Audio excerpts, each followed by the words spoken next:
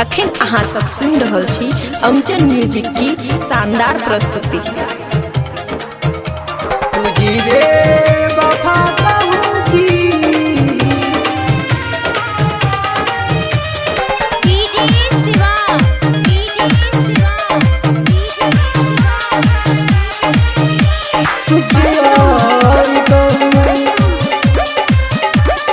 खुशी recording studio बलुआहा। मैं मरता था जिस चेहरा पर वो भी करने लगे हैं पैसों पर, पैसों पर, पैसों पर।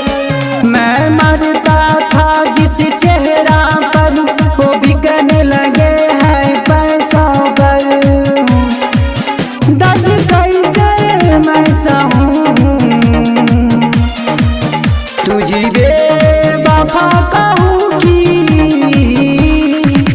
कुछ और कहूँ, कुछ और कहूँ।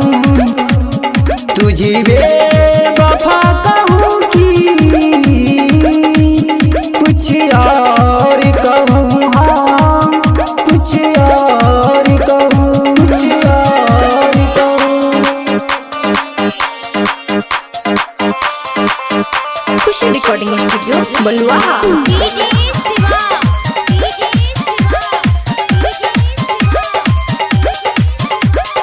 तुझी बेवफा कहूँ कि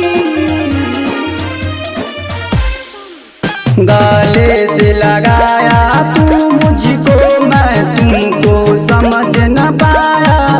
मेरे दिल में क्या कमी थी तू मुझको समझ न पाया था, तू मुझको समझ न पाया था।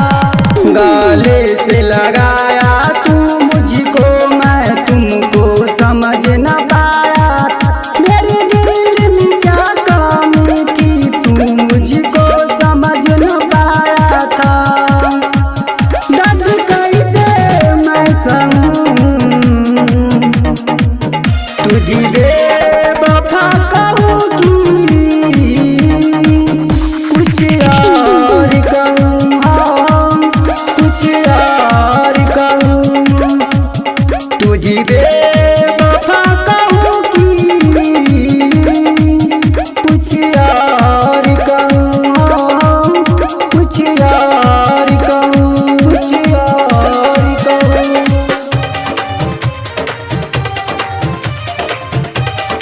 खुशी रिकॉर्डिंग स्टूडियो बलुआहा।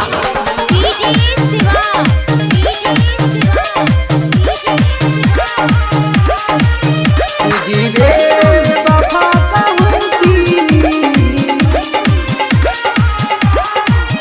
गालों की चमक जब जाएगी तब याद तुझे मेरी आएगी।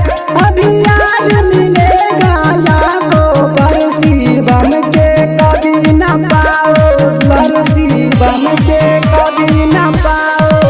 गालों की चमक जब जाएगी तब याद तुझे मेरी आएगी। जब याद मिलेगा लाखों पर शिवम के कभी न पाओगी। तब कैसे मैं सहूं तुझी बेवफा कहूँ कि कुछ और कहूँ। कुछ और कहूँ। तुझी बेवफा कहूँ कि कुछ और कहूँ। कुछ और कहूँ, कुछ और कहूँ। खुशी रिकॉर्डिंग स्टूडियो बलुआहा।